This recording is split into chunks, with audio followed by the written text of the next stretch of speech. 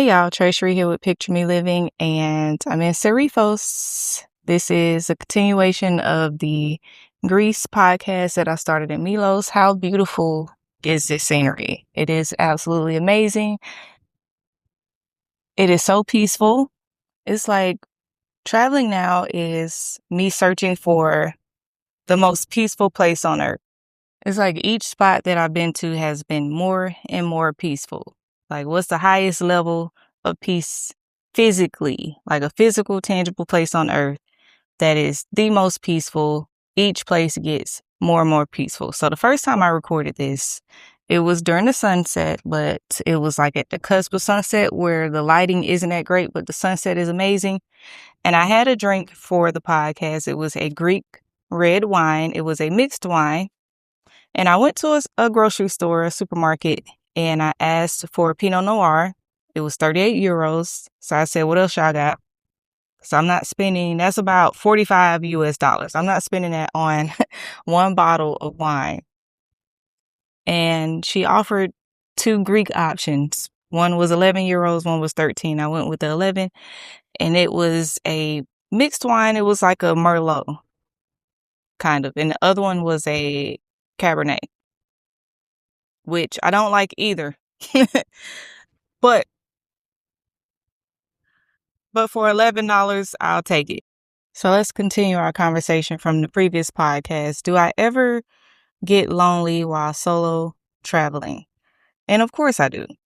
So since y'all have asked that, I like to rank the types of trips that I've taken to give you some insight, give you a more thought-provoking answer to that question. Of course I get lonely.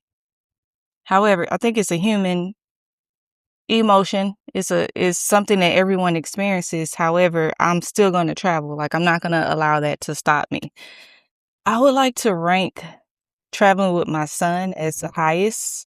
That's the most fun, the most fulfilling type of trip. However, it is the most expensive because I'm paying for everything, right?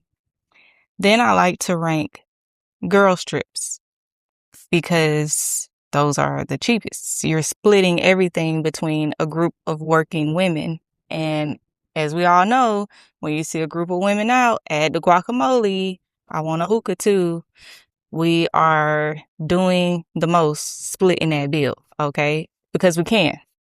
And to be honest, we're able to do that also because a lot of times someone is there that's going to buy us a drink. So do what you want with that information.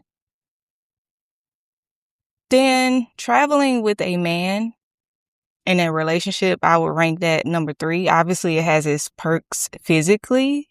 However, dealing with the attitude of a man is way worse than dealing with the attitude of a woman.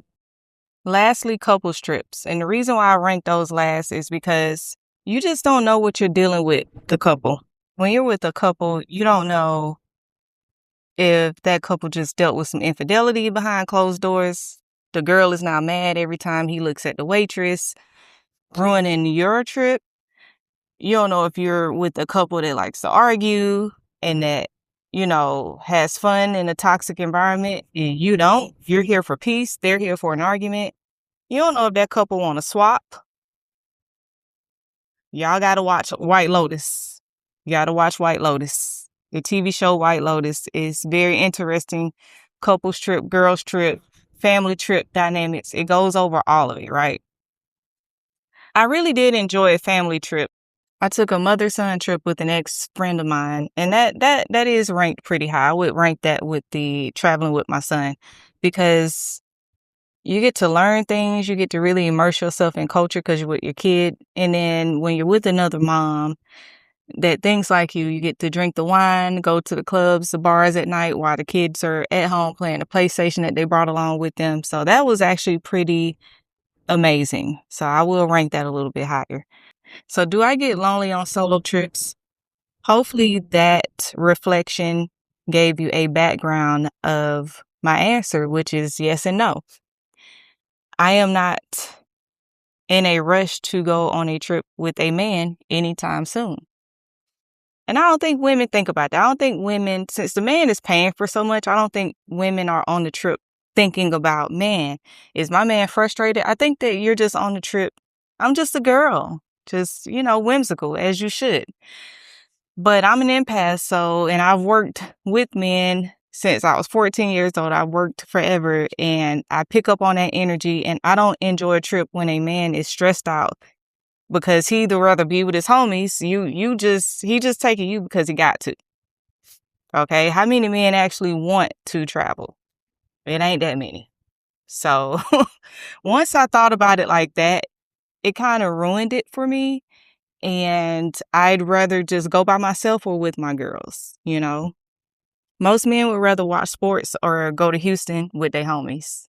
They don't want to be here in Serifos off the grid like this, where your signal doesn't work. There's no TV in our room. There's no TV in our room. Like, a man wouldn't really enjoy this. Even our neighbors in the room next to us are women. It's a girls' trip next to us. Like, it's just something that you have to think about when you enjoy travel. And you have to take the good with the bad, which is bursts of loneliness and saying, hey, I wish my son was here. Every time I see a buffet, I'm like, man, my son would fuck this buffet up. But my wallet also reminds me that he ain't got no money and that I will be paying for it. And so I go back to enjoying my solo time. Sometimes when you're with girls, you got to stop, take pictures. And when you're solo, you just set up your tripod, take your own pictures, go eat where you want to eat, when you want to eat it.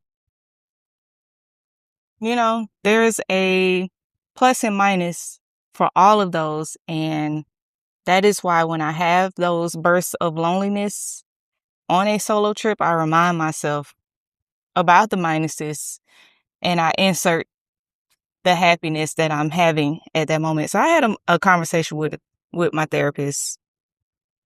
And this is why therapy is great. This is why I recommend it for everyone, because it's therapeutic to talk to your friends, right? To work through things with your friends. And that's essentially what therapy is. You're exchanging stories even with your therapist, right? And she said, when she takes her son somewhere, she doesn't know what to do with herself. I've never been like that. I guess as a young mom, I was always dropping off my son somewhere to go outside.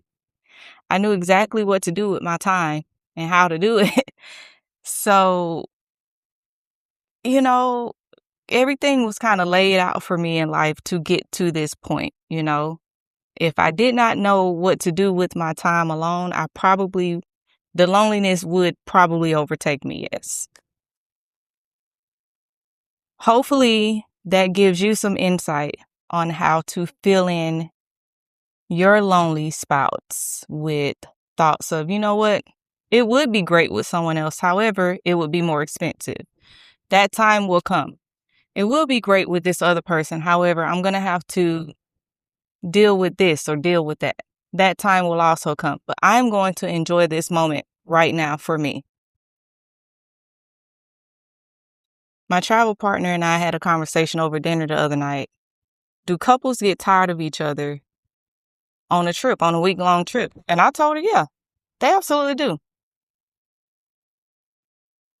And we can tell when y'all be arguing on those trips too. We can tell. When we sit next to y'all, we can tell y'all just got through arguing. The man is upset about something. It's always the man. The woman is always complaining. The man is always upset. The woman is always complaining. It never ends. It's a vicious cycle of that. I'm not going to say girls don't get tired of each other because, I'm a little elite when it comes to traveling with girls. I don't just travel with anybody, so I know who to travel with. I can imagine that women do get tired of each other, but y'all probably shouldn't have been traveling together in the first place.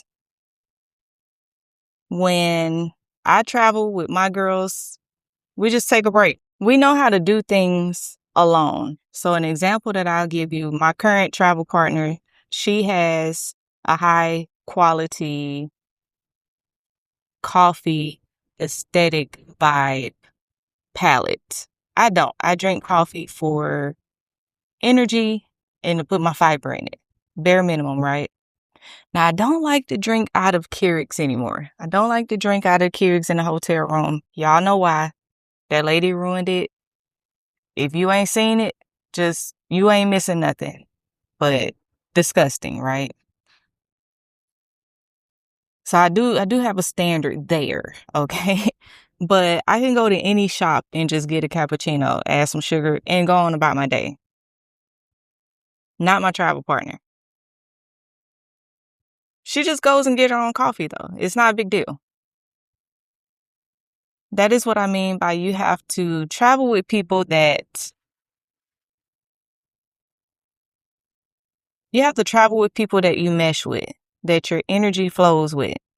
And you do have to learn how to be alone, even in company. It's very windy, but I had to get this done. Thank y'all for sticking with me. And I'm going to segue into the next topic, which is, where does my dialect come from?